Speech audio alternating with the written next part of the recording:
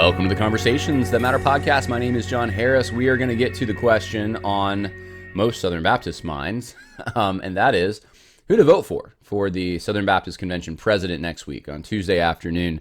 Convention, I believe, starts Monday. There's a lot of activity surrounding it, so I was hoping maybe on your drive there to be able to talk to you about some of the issues that I perceive and give you some context and maybe perspective on them. Or maybe, you're already there and on your morning walk or something. I don't know what all of your circumstances are, but I would really love to have an opportunity to share with you a few thoughts. And I want this to be encouraging too. I think one of the things, it can be dismal if you study history at all, and if you know the situation the Southern Baptists are in right now, it may feel hopeless in some ways. And the big thing I want to stress is that the Southern Baptist Convention and any parachurch ministry, any denomination, any association, any entity, these are things that are not technically the church. They exist to further the mission of the church, to help the church, to assist. And I understand there being a lot of emotional connections to the convention, Christmas offerings and other traditions that people have grown up with, legacies going back generations. I think I am the first one in my own family, on my father's side at least, to not have been raised in a Southern Baptist church. It was more of a non-denominational Bible church, but that's because my dad, during the time before the resurgence, I guess, had kind of broken with the Southern Baptists. He grew up in Southern Baptist churches. My grandfather grew up in Southern Baptists. Great-grandfather would have been a Southern Baptist. I'm not even sure how far back. I think great-great-grandfather. So probably back towards the time of the founding of the convention itself in 1845. My family was there.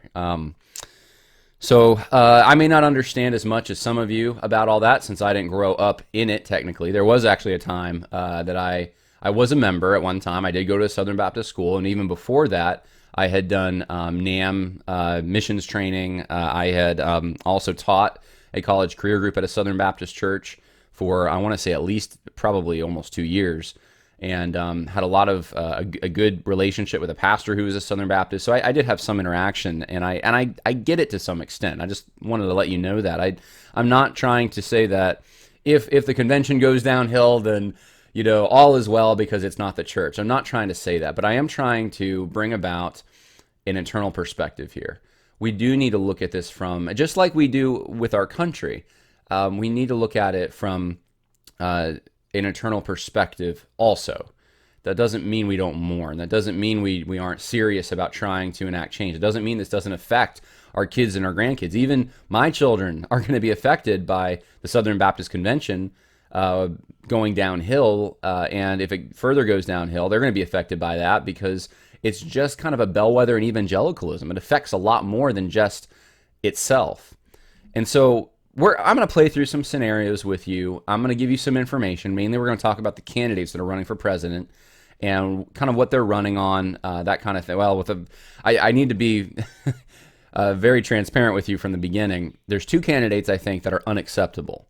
And I'm just going to give you basically the reasons I think they're unacceptable. So I'm not really giving you a lot of the positives, which I'm sure there probably are some you could think of, but I'm just going to give you, here's the reasons I just don't even put them in the running.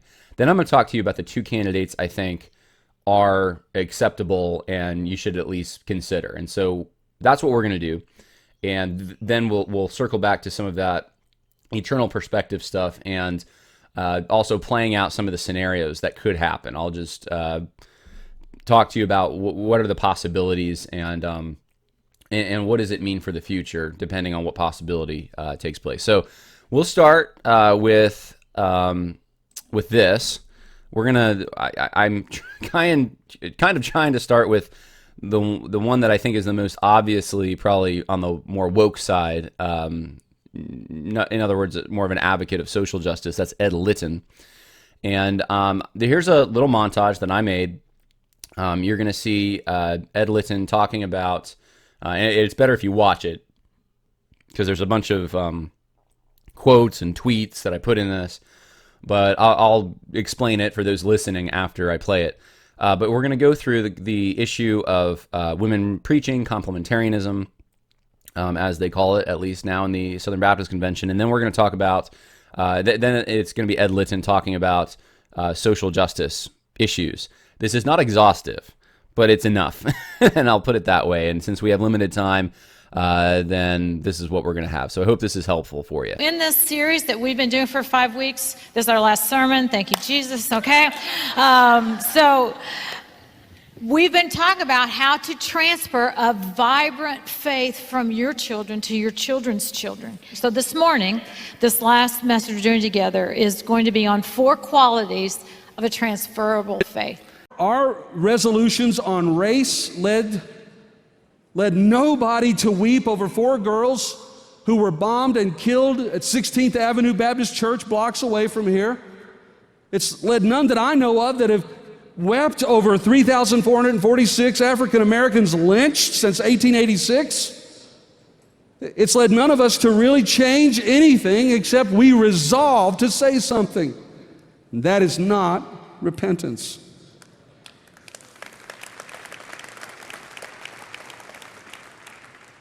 Thank you, every one of you. I can count all of you, but just listen to it.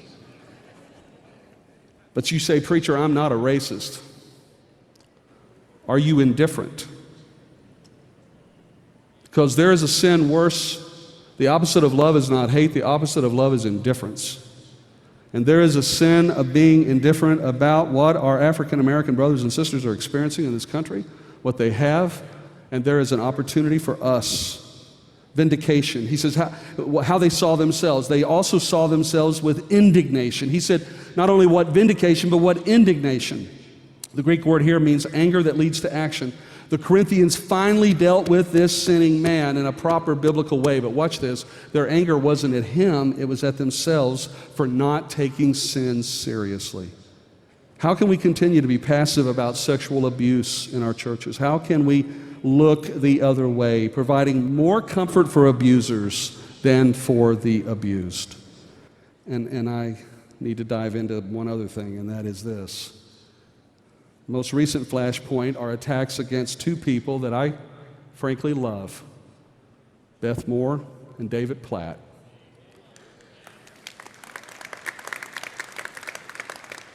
I know you're free to write whatever you want, but I thought under Christ you may not be free to just say anything. That we are free to love one another. We are free to encourage one another, to help one another. You say, well, I'm here to correct everybody. God help you. We're being played by Satan for the cause of division that will strangle the gospel from taking this world for the glory of God. And I warn all of us in Galatians 5:15, it says, if you bite and devour each other, watch out, or you too will be destroyed by each other. We are now reflecting the political culture of our nation more than the culture transformed by the love of Jesus Christ. And we need to check ourselves. We need to grieve over this, and we need to mourn over this and repent of this. So without spending too much time, for those who already kind of understand the social justice issue and how it works, Ed Litton is not really an option. Not only did he say, yeah, we don't have women preaching at our church, and then, well, there's a clip of his wife preaching. Not only, is he defending some of the worst abusers of social justice teaching, bringing it in the Southern Baptist Convention, David Platt and Beth Moore. Not only is he calling for, this is one of the things too, not to go on a huge tangent, but this whole we need more than resolutions. We need more than it. That's one of the things I pointed out with the social justice movement. It's the hamster wheel. You never ever get to the point of we've done enough. There's forgiveness that's been dispelled and given. There's never a point where it's never enough. I mean, we should mourn, he says. We should mourn over, church bombing. We should, but when people mourn, we're going to have a session where everyone visibly cries about something. Then what is he going to say, right? We should do more than mourn. We need to, that's how it all works. It's never enough. It's solely to put certain demographic of people or certain organizations into the position of feeling guilty without really any hope of redemption from that guilt. There's nothing of grace. There's nothing. I mean, this is people who, I'm assuming the people who bombed the church he's talking about aren't even in that room. So anyway, I've talked about those issues so much. For those who aren't familiar, this is the first video you're watching of mine. That's why I'm not going to go into detail about everything he said, because we've talked about it so many times. But what you're seeing there is that guilt-driven social justice angle coming into it. And there were a number of tweets. For those listening, I'll just read some of them for you that I put up on the screen as he was saying it. So my generation of Southern Baptists identified all social justice with liberalism, forgetting or ignoring that God cares about justice. It is not too late to walk in a balance of truth and love. That gives you a little insight. That means social justice to Ed Litton is not going and helping with Hurricane Katrina.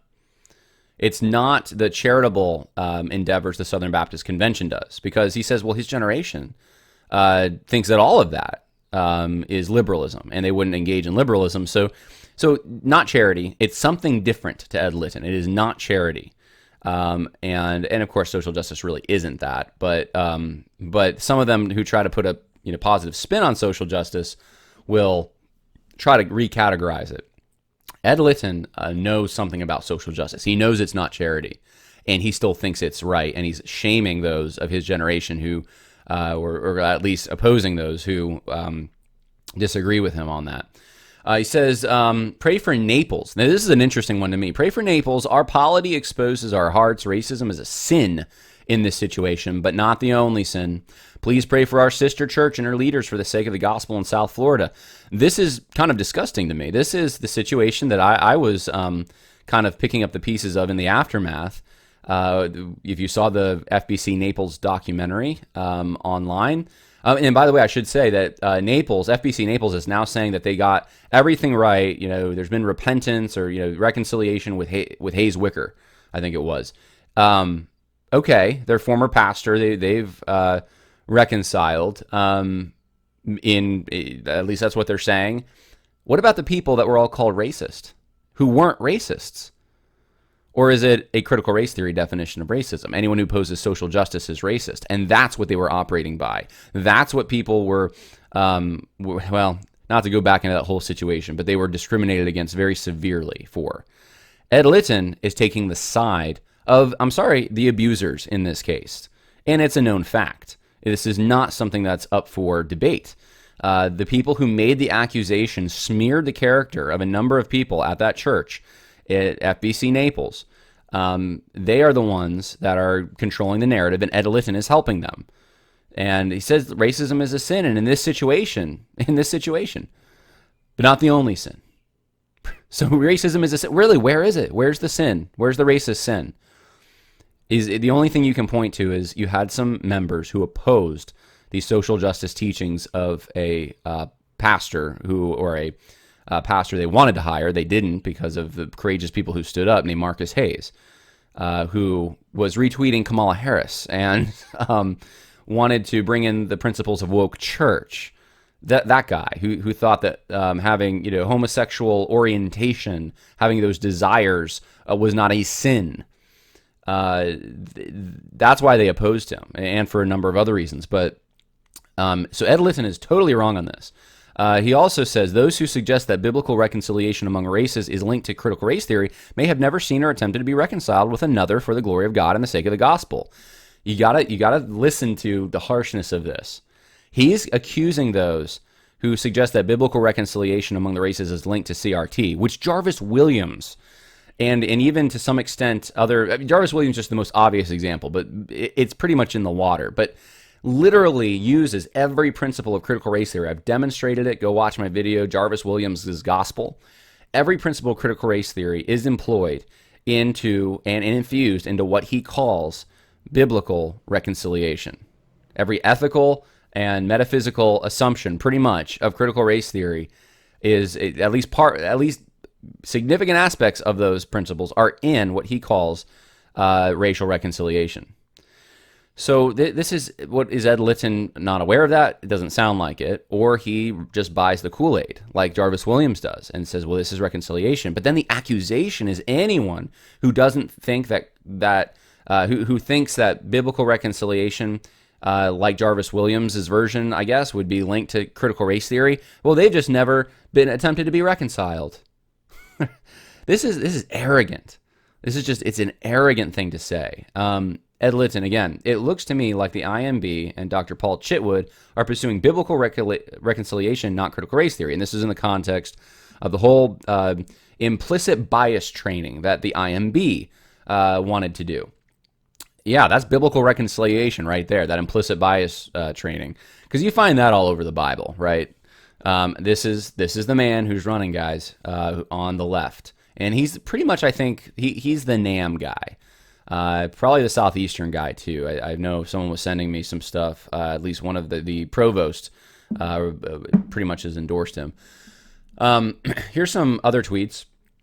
Here's a tweet he liked from Dwight McKissick. The people of the SBC who reject critical race theory, including the presidents, have never ever experienced systemic and economic racism. Really? This discussion is merely academic, theoretical to them. Those of us who oppose the CSP position have experienced it and watched parents, I think he means CSP, okay, have experienced it and watched parents, congregates victimized. Ed Litton likes this. Total smear. Southern Baptist, he says, and the scandal of the sexual abuse. It's just a retweet of a Russell Moore article on the Carringwell stuff. He takes the Russell Moore position on this. Again, Karen Swallow Pryor says, I read Jesus and John Wayne, but haven't read many. Okay, so she's saying, I read this book. This really, okay, so I'm going to tell you, I tried to start to read this. I poked around it. I read like 2 pages, and I was pretty shocked at, number one, this is passing for scholarship is kind of shocking. It's smearing. It's just not well done. But it's being praised all over the place. I probably should read it and do a review at some point, but it's so twisted towards the left. The assumptions are so biased. It doesn't quite even qualify to me as scholarship anymore. But that's what's going out there. And Ed Litton says, I am reading it now. Let me say, it is not pleasant when someone tells you to sober up, especially when you do not think you were drunk. That's what that book's doing. Okay. Ed Litton is woke, guys. Ed Litton is progressive. Ed Litton is going to turn the volume up on all the social justice stuff in the SBC.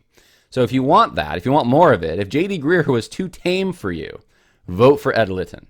But if you'd like the Southern Baptist Convention to remain biblically orthodox, then I would say you're going to have to steer clear of Ed Litton. Because if you want more standpoint theory, if you want more conflict along social lines, then that's what Ed Litton brings to the table. Now, Al Mohler, right? Some think this is the alternative, is Al Mohler. Now, I'm going to play for you. Here's a very short montage. Again, all things Al Mohler said. Al Mohler in his own words, and I'll make a few comments. So here we go. I felt it quite necessary in order to make clear the gospel to deny anything like a sexual orientation. And speaking at an event for the National Association of Evangelicals 20-something years ago, I made that point. I repent of that. I believe that a biblical theological understanding, a robust biblical theology would point to us that human sexual affective profiles, who we are sexually, is far more deeply rooted than just the will, if that were so easy. But Genesis 3 explains that. Helps us to understand that this complex of same-sex challenges coming to us is something that is deeply rooted in the biblical story itself, and something that we need to take with far greater seriousness than we've taken in the past, understanding that requires a far more robust gospel response than anything the church has come up with. It's going to take everything we've got in the gospel and in the scriptures to escape the trap of history, but we can't just draw a line. We're going to have to deal it. We're going to have to confront it. We're going to have to recognize the word stain is exactly the right word. It's a stain that we're going to carry as a denomination forever till Jesus comes. I can't associate with any assertion that we do not have a massive problem in the society and in the church with claims of racial superiority and with historic patterns of claims of white racial superiority. There are ongoing manifestations of this same racism, which is the great stain against the American nation and the great stain against much of American Christianity. I love the people, respect the people who brought the resolution. I would not have brought the resolution if it were me. And there's just some language in it that some of it's so good, but some of it is so easily taken. It's just confusing. So I'll try to say that. But behind the resolution, I'm convinced was an effort to try to speak to the real problem of the sin of racism in the United States and in every structure in the United States. Now, I know for some people, this is a hard pill to swallow, especially if you've thought of Al Mohler as Mr. Conservative for so many years.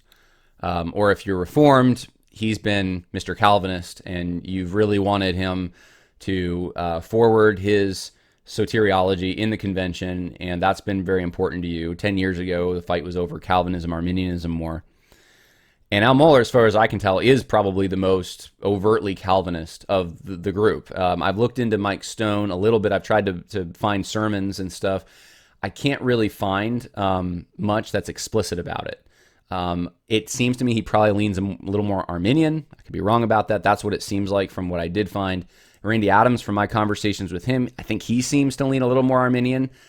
Al Mohler seems like he's unapologetically Calvinist in these respects. My take on that, though, is that this is such a backseat issue at this point. Not that it's not important. It's just that there's a basic battle for biblical orthodoxy and the survival of the denomination that has stage 4 cancer. With a pagan religion from the world, political religion, coming in. That is a way bigger issue. And someone who can deal with those issues of corruption and social justice are going to be much better equipped than someone who has maybe the right soteriology in some of your minds, but has caved on some of these issues. And so I want to show you some of the things that lead me to believe that Al Mohler has caved and will continue to.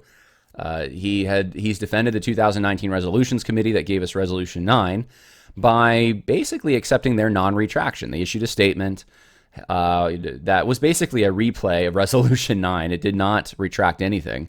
And Al Mohler accepted it, basically. And, I understand he didn't oppose Resolution 9 when it was coming up. 2 days afterward or something, he got on his program and said he disagreed with it. But then, if you're in the presidency, there's got to be some kind of, there has to be accountability. You have to be able to tell people they need to retract and not accept it if they don't.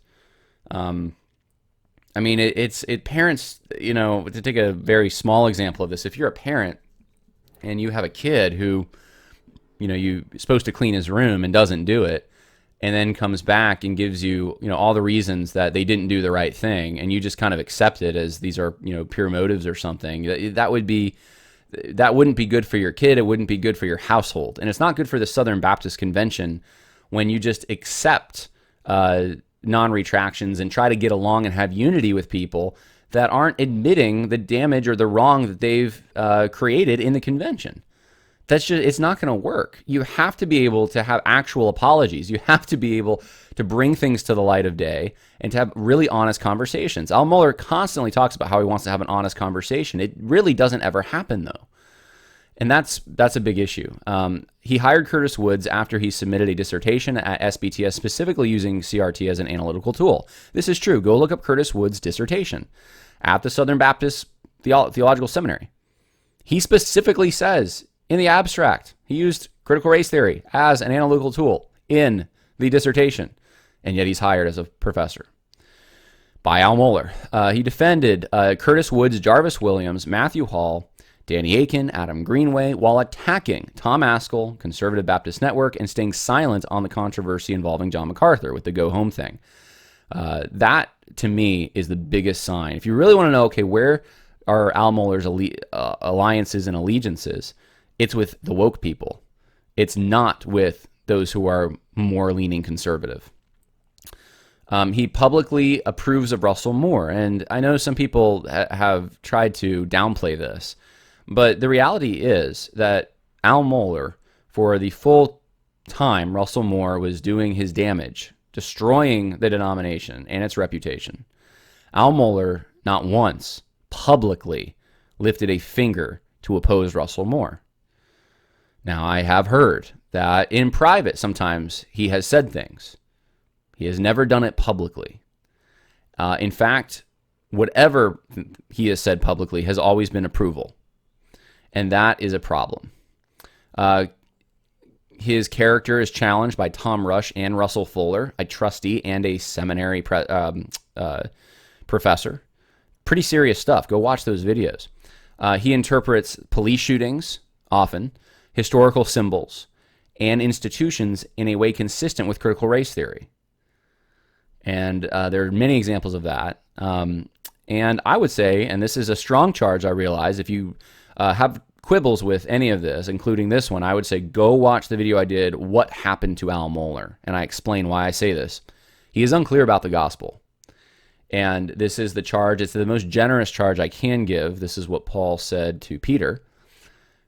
I have quotes from him where he talks about people who harbored some kind of racism, basically not really, they didn't have a full gospel, they didn't understand it, that kind of thing, and then turning around and saying, well, those who were racist in Southern Baptist history, who helped form the Southern Baptist Theological Seminary, they did have the same gospel we have.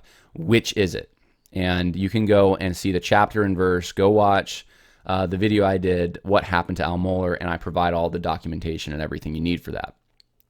These are the reasons, though, I say this is not the guy to run the Southern Baptist Convention. Far from it. There's a principle in Scripture, right? Being faithful in little things so that you can be faithful in much. Has Al Mohler been faithful in the little things, in his piece of the pie there in Louisville? And if not, then why would you want him running the entire ship? So that is my thought on Al Mohler. Let's talk about the issues facing the SBC before I get to the two candidates that I think are more acceptable. Decline in baptisms, unaccounted for funds, social justice subverting most, if not all, entities. This is a big one that I probably should have focused on more, but local versus centralized control.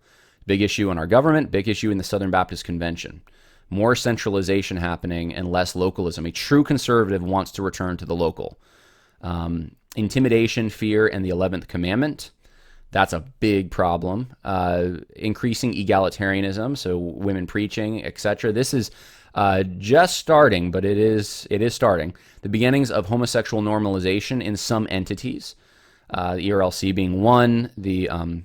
Some of the schools, like even Southeastern, there are some things I can point to in talks that have been given that seem to indicate this. And religious persecution from the government. That's going to be an issue over the next few years. What kind of standards is the government going to try to make schools meet? Here are the two candidates that I would say you could vote for and have somewhat, hopefully, of a clear conscience. Maybe not all of you can say that, but in my mind, these are the only two options you have. And so I will do some comparison, but ultimately, you are going to have to make the decision which one you want to vote for. I think, here are the standard that I think you should be looking for, okay? You need someone who's very brave. They're going to have to stand down. They're going to have to face the federal government. They're going to have to face their own convention, and pretty much all the entities, the swamp, and it is a swamp in the convention, is going to be opposed to them. Who can be brave in the midst of that? Number two, someone who's principled. Someone who is not going to bend on certain core issues. They're not going to negotiate on them. They're going to use their bully pulpit like Ronald Reagan did, or even Donald Trump to some extent. They're going to take the issue to the people when shady stuff is happening. You need someone who's wise. Someone who isn't naive or foolish. And by that especially, I mean you don't want someone who is going to, like Al Mohler, just believe the good intentions of the Resolutions Committee when they don't apologize and they don't retract. You need someone who understands human nature enough, who has worked in an area where they've had to be in management of some kind, who is wise towards people, who is shrewd, who understands that people can say one thing and do another. This whole, 11th commandment, never assume anything bad, never say anything bad about a Southern Baptist. You can't have someone with that. No one from the Good Old Boys Network should be elected. They have to be probably willing to be more of an outsider, at least if they're not now. They have to be an outsider once they get there. Communicative. They have to be able, when they need to use that bully pulpit, to take it to the people of the convention, to say even things as drastic as withhold your cooperative program giving. And I'm serious about that. If you really think the SBC's got stage 4 cancer, that's got to be on the table. Withhold your cooperative program giving until we audit NAM, or until we drive out social justice teaching from SEBTS. That's got to be the attitude. And in order to do that, you got to be articulate, communicative. You need to be able to talk to people in a way that they understand exactly what you mean. You got to also be diplomatic. So being wise towards people, right, and principled, but also diplomatic. Where you can praise something, where you can give credit, where you can get people who don't always agree with you to work with you, you got to be able to do it. And then also to be humble. I would say diplomatic's actually probably towards the bottom of the list. I think I probably subconsciously made this list in order: brave, principled, wise, communicative, diplomatic, and humble. Humble is also very important. Definitely, you need someone, and the reason I say that though is you need someone who's going to listen to others, not someone who monologues and thinks that they have all the answers, or their group has all the answers, or their friends have all the answers, but someone who is willing to listen to outside voices, whose whistleblowers are going to be a big part of this. Someone's got to be humble enough to listen to them. All right, so those are character qualities, and I didn't just pull these out of a hat. I did spend some time looking at this. This is the elder qualifications in 1 Timothy 3, Titus 1. I don't know that, this is for the office of an elder. The president of the SBC is different than that, although I think a pastor would be good, and both Randy Adams and Mike Stone are elders, which is the office of a pastor, so I think they match up. Ed Litton's also a pastor, so J.D. Greer was a pastor, so it's not like you get a pastor, you get something good, but I did at least look at these, and that's where I kind of distilled these qualities and applied them to the situation. Brave, principled, wise, communicative, diplomatic, humble. Understands social justice, government overreach, and corruption. If they don't have an understanding of those issues, they're disqualified, in my mind. They got to understand those issues. 1 Chronicles 12:32 talks about the sons of Issachar, men who understood the times with knowledge of what Israel should do. That's what you need. They understand the times with knowledge of what the Southern Baptist Convention should do. And my last thought on this for qualifications, what to look for in an SBC president: they need to be a wartime leader. There's a difference between a wartime leader and a peacetime leader. We don't need a Neville Chamberlain. We need, who just calls for peace. If you're just calling for unity and peace and you don't have a plan for what if it doesn't happen and there's an invasion in the entity, there's a blitzkrieg and it's already happened, then you're going to be taken for a ride. No Chamberlains. We need a Churchill, okay? Wartime leader, willing to take unpopular action, and often drastic action, but necessary action. So I'm going to repeat this for you all.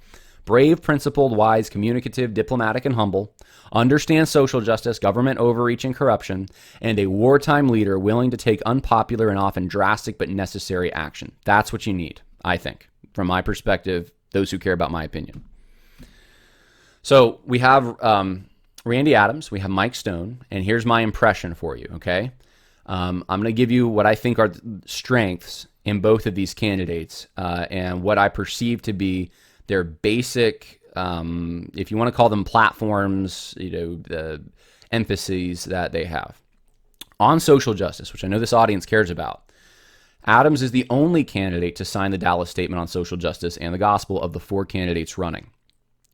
Now, I'm going to say this about Adams. Adams also signed, back during the George Floyd thing, a statement that was put out by the New Orleans Baptist Theological Seminary, which seemed to tie what happened to racism. Adams has been very explicitly clear since then that he does not believe that that was tied to racism. Stone is jointly submitting a resolution against social justice. Now, I have read the resolution. It it's okay. I think it's good in many ways, but it has a weakness in that it uses the statement the seminary presidents made last year as sort of authorization for, being, it sort of interprets that as this was against critical race theory. And that seems to be naive in my mind. I know Stone probably is not the one that crafted this. Overall, though, it's a good resolution. So this is what I'm going to say about both these candidates, Adams and Stone. Adams being the only one to sign the Dallas Statement, Stone being the one to submit this resolution against social justice or critical race theory, really. Both of them are taking a stand against this. All right? The other two are not. Of course, yeah, they're not. I think if you read this submission that's being made, though, it gives the impression Al Mohler is, and I don't buy that. So you have Adams, you have Stone, both taking shots against that. That's a very good thing. Emphasis. Here's a difference for you, a big one, I think. Adams stresses accountability and transparency. That's pretty much been the drum he's been beating for I don't even know how many years.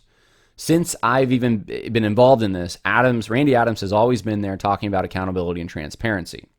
So no surprises with Randy.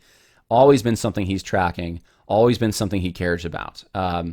I think that's a huge problem in the Southern Baptist Convention, and it's one that has really only recently been on my radar. It's probably bigger than the social justice stuff in a way, because it's what has allowed for the social justice stuff to creep in. And it's also, here's a thought for you as well. This is the way I think the Southern Baptist Convention and the bad actors, right? Everyone wants the bad actors taken care of. This is the way it's going to happen. More likely. It's going to be scandal, financial scandal, sexual indiscretion. These are the things that take people out more than, oh, look, they're preaching a false gospel. I hate to say it that way. I do. If you remember not too long ago, the governor of New York basically enacting a policy that was killing people in nursing homes. But what really took the wind out of his sails? It was a sexual scandal.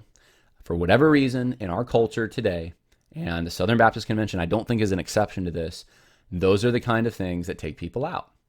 It should be that, forwarding a false gospel takes you out. Even the slightest infraction could, the eternal consequences that should take you out. It doesn't in this environment. There's so much charity put on that, but there's hardly any charity given to someone who is engaged in financial indiscretion, scandal, or sexual scandal. So I think there's a pragmatic thing here as well. Adams hasn't said this, I'm saying it, but if you focus on accountability and transparency, you're going to find out some of the worst social justice abusers, those enabling it, are also, at the very least, involved in financial issues. Stone is focused more on wave revivals and stressing points of unity. That's the best I can figure out from what I've read and listened to from Mike Stone. He wants to do these kind of old-style revivals that Southern Baptists could all kind of focus on, and then Southern Baptist Convention can stress. They can kind of come together. They're going to have unity because kind of like, look, we all have the gospel. We have these core things we believe in. Now, that sounds like a good thing, I think, and I would support that. That there needs to be an emphasis more on evangelism and coming back to the core message of the gospel. I think the issue over the last few years is that you have people that are confusing social justice with the gospel. And if you have a church, let's say, that is, or an entity, which it's plaguing most of them now, that thinks social justice is part of the gospel, right? Send Network is going to be part of this, and the church is affiliated with it, SEBTS, etc. If you have those guys coming together to do revivals, what's that revival going to look like? And even if you put parameters on it and you say, well, you need to stress just the gospel itself, and you put language in it, resolution that, whatever, some kind of directive that has language that says no social justice talk. Do you really want people that have a false gospel? Do you really want to be, making them go in or promoting them, to inspiring them to give the true version of the gospel as a representative of the Southern Baptist Convention? I see yes and no. in that answer. I kind of would rather just expose the false gospel and cut the cancer out, right? That's kind of my take on that. So I'm not saying Mike Stone is saying that woke churches should all do this, but I'm not sure what would keep them from being part of these wave revivals, and I don't know how that would get them back on track when it comes to the mission. I think there could be, I don't know, there could be an assumption behind this that a lot of these people are just very well-meaning, and they're not actually promoting a false gospel or false teaching. And that's true for some. That some have been caught up in confusion, like Peter was. There's a bunch, though, and I'm convinced of this beyond a shadow of the doubt. There's a whole bunch, especially at the seminaries. They're not Peter. They're the false brethren who have crept in unaware, and they are enemies of the church. Paul's words, not mine. And so those are the kind of people I just wouldn't want to give them cover. I wouldn't want to be associated with them in any kind of revival. But the idea that Stone has here of getting back to revivals, getting back to core evangelism is a good one, and we need that. I just don't know quite how you get there without doing stage 4 chemo. Something drastic would need to happen, I would think. Adams, his diagnosis, corruption. That's the problem with the SBC. It's corruption, it's character flaw, it's money, it's motivating a lot of this. Centralization, big part of that corruption. He's a localist, which I think is a core conservative tenet. He wants more accountability, more of the power put back into local associations, local churches, not the central authority itself in the convention. So that's his diagnosis. Stone, I think, from what my impression is, his diagnosis is more mission drift. And again, I've only talked on the phone with Stone twice, and then I have articles and stuff that I've read of his, interviews, etc. That's the impression I get, though. It's a mission drift kind of thing. That because they've gotten off track, which is true, that the Southern Baptist Convention needs to come back to just the core elements of the gospel and stop, swimming around waters that they don't belong in the social justice world, etc. Randy's position seems to be more of an outsider. He's the Northwest Baptist Association president. So he would not be someone who's coming from within the Southern Baptist Convention itself as, high up in one of the entities or he's certainly also geographically in the Northwest, so he's not hanging out with people in the South where the core of the Southern Baptist power seems to be. Mike Stone seems to be more of an insider. He's the executive committee head. He's endorsed by the Conservative Baptist Network as well. I think he was the head, or the chairman, if I'm not mistaken, or he was at least involved quite significantly in the Georgia convention there. But being the executive committee head, very high up position. That may be, honestly, that's probably the second highest position, I would say. You got the president and you got the executive committee chairman might be the second highest position there. But there's strengths and weaknesses that come with both of these things. If you're an insider, kind of the corruption of how the sausage is made. You see it. You see all the terrible things. And so you kind of, you've been in those backdoor meetings that no one knows about. So you kind of know who the bad guys are in a way. If you're coming from the outside, you haven't been in those backdoor meetings. So there's a strength to that in a sense. There's also a strength, though, to coming from the outside in that you don't have any personal allegiances. You don't owe anyone any favors, or that impression isn't there at all. You are totally a new face, and you can kind of, without emotionally attaching yourself, take the scalpel to the corruption. So strengths and weaknesses to both. As far as personality, Adam strikes me as attentive. He's a good listener. He's direct when he speaks, and he's very decisive.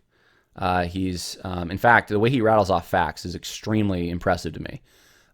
He's got like a plan, very clear plan. No one really has to ask what his plan is. So very direct with what he wants to do, good at communicating it, but it is direct. But he also listens. So I say the awesome stuff there. Stone, very eloquent in his delivery, very careful and strategic. He seems like the guy that is thinking 3-4 steps ahead. He's looking at what's this going to do here and how will that affect, this. Very careful with what he says, with how he presents himself publicly. These are really good strengths for someone in a political position. So you have some good things here. These are just my impressions. Again, there's probably a lot more that can be said here, but this is what I think as I compare Mike Stone and Randy Adams. You got a lot of good strengths with both of them. They're just different. And depending on, I think if you lean more towards the accountability and transparency and stage 4 chemo stuff, you're probably going to go with Adams. If you're the kind of person that's kind of like burn it all down, if they're going to keep going down this track, it's probably more of an Adams thing. If you are someone who probably is more, we can salvage this ship by bringing it back. It's off course. So if you don't want to burn the ship, right, and get the lifeboats out and start building another ship, if you want to just change the direction of the ship because it's going in the wrong direction and get back to evangelism and revivals and that kind of thing, Stone's probably going to be more your guy. That's the best I can come up with trying to kind of compare the two. And again, there's things to be said for both of those strategies and outlooks. I hope that's helpful for you. Let's see here. Big picture. This is where I want to maybe bring some encouragement. Dangers. Let me give you the dangers that I perceive. And I told someone the other day, this is the biggest one I have. A false hope given to conservatives who keep giving money thinking they won. That is my biggest fear for the Southern Baptist Convention. If a conservative wins, supposedly, and they do not stop the direction, or they just slow it down, it keeps going in the same direction, and conservatives stay in, they keep giving money to this huge beast, thinking they won, when in reality their goals are never realized and they fund the destruction of what they believe. That is my biggest fear. And I can't, all I can say is that is a fear. I can't tell you, there's no solution that I know of. You have to trust that one of these two candidates is going to help bring about make a huge difference, make a dent. But my fear is is it even possible at this point? Is that something they can do? And is that something they're really willing to do? Are they willing to apply the stage 4 chemo that's maybe necessary? Are they able to steer the ship in a new direction and take the steering wheel back from those who, there's 100 people trying to secure that steering wheel so you can't get to it? So you're going to need someone with a lot of guts who's willing to burn some relationships, I think, in order to actually bring about change. That is my impression. Number 2, danger. A conservative split would be could be bad. So if the conservatives split between Randy Adams and Mike Stone, and the corruption and the social justice compromise will just continue. Now, I want to say something else, a silver lining in all this. If a conservative does not make it, if it's Ed Litton versus Al Mueller, a conservative doesn't make it to that second round, which I don't think will happen. I think a conservative will. There's so many people showing up, and I think they're angry conservatives primarily. But if a conservative doesn't make it, doesn't win, that could also, there's a silver lining in that conservatives will probably lose hope and leave the convention and stop funding their own destruction. That's not a solution we want necessarily. We'd rather have the convention go, we'd rather have all the leftists leave. But I'm going to say this. One side will leave. The split is inevitable. No matter what happens, one side will leave, but the swamp will remain. That's how it is in the federal government, right? Trump wins, the swamp's still there. It's there because the money's there, and it will keep funding. There's people that are pulling strings on the social justice stuff, and a lot of corruption's happening, and they're not going to leave just because a conservative president gets elected. You may have the Beth Moores of the convention leaving. She's already left, making very public stinks about it. They're the ones that change, not the convention. But the swamp will always be there unless someone takes a scalpel to it and drains it. So I think the split is inevitable either way. But the question is, are conservatives going to be, are they going to be able to take back this convention? Are they going to fund their own destruction if they are not able to take it back, but they're giving them impression that they've taken it back? And then if they split the vote, is it just going to be, are they going to have to leave anyway? Here's a big picture thing, though. We live in a post-institutional world, I think, more and more and more. What do I mean by that? I mean that the voluntary associations, bowling clubs, Boy Scouts, all the civic clubs that used to exist that people would be part of, if you've noticed, those have been going the way of the dodo bird for some time. And I think the Southern Baptist Convention is not going to be an exception to that in every way. The people that are my age and younger, they're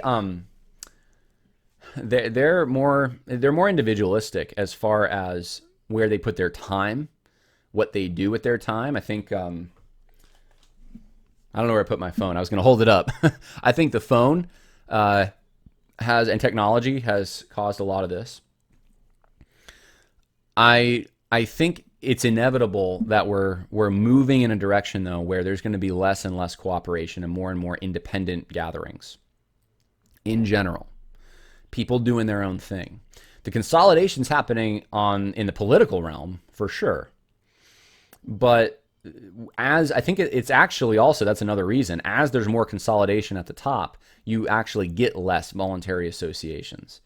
As needs are met, supposedly, from the top down, you don't need them as much. So this is just, I'm thinking like 50 years, right? This is going to be the trend. I think the Southern Baptist Convention is going to, unless they really give a lot of benefits to the churches that join them, it's really a good organization to be part of. I think the trend is going to continue, that they're going to be bleeding churches. That's just my opinion. So where's the encouragement in all this? The encouragement is that the Southern Baptist Convention is not the church. There is an institution that will remain, and that's the one that God has ordained, and that is the church. And so as you go to the convention thinking about these serious things, I would encourage you not to overthink it too much. It's just the convention. I know, it's important. I get it, but it's just a convention. It's not the church. The missions, the evangelism, all those things, they're going to still be done. God's going to still do those things through Christians, through churches. It may not be the same kind of cooperations. New cooperations may form. That's not a bad thing. And so trying to save the Southern Baptist Convention is not the same as trying to save Christianity. And I think we all need to be reminded about that. Have a good time. Talk to people while you're at the convention. Get to know people from other areas. You're going to see people from all over the world. Talk to people who have been sharing and spreading the gospel as your Christian brothers and sisters, not as just fellow Southern Baptists. That is a secondary identity, a very secondary identity compared to we're Christians first. One thing I appreciate about what Randy Adams said, I'm still thinking about it in our interview earlier this week, is that God's going to use a missions force of some kind, and he's going to use the church. He's going to do what he's going to do, and it may not be the Southern Baptist Convention. He'd like it to be, but it may not be. And he's open to that. And I think we all need to be open to that. Have a good time while you're in Nashville. Go to the Grand Ole Opry. Go see things that, maybe you won't get a chance to see again if you have the time. Fight as hard as you possibly can on the floor when there's a political thing that comes up. And then don't let it get to you. Go home and continue to do what God has called you to do. This is all about investing your time and your talents, and your abilities for Him during this small period of time. And it's not even, a presidential election. We got to live with the results of that, or not the results of that, as the case may be. The fudged results. You have to live with what happens after a presidential election, right? Because you live within the geographical boundaries. It's not the same with the Southern Baptists. You don't have to associate with them. You have to live with the effects of evangelicalism going down the hill. But it's going to be the Spirit of God ultimately that's going to save evangelicalism. And it cannot be, human efforts are their means God uses, but ultimately you could try everything, and if God is not going to allow it to be saved, it's not going to be saved. If the ship's burning and God wants the ship to go down and he's got another ship, you're not going to be able to put that fire out. So don't make that the standard of whether it's successful or not. Don't let it stress you. Fight when you can on the floor, and then get to know some people. Go home, have a good time in Nashville, and that's my advice. So I hope that's helpful to you all. I hope that's somewhat insightful. I hope it helps you at least narrow down a little bit who you'd vote for president in the convention. Again, you got, in my opinion, two options. You got Mike Stone and you got Randy Adams. And either one has some significant strengths. And so I hope that helps you out. And we'll talk more as the convention unfolds, I'm sure. God bless. Have a good weekend.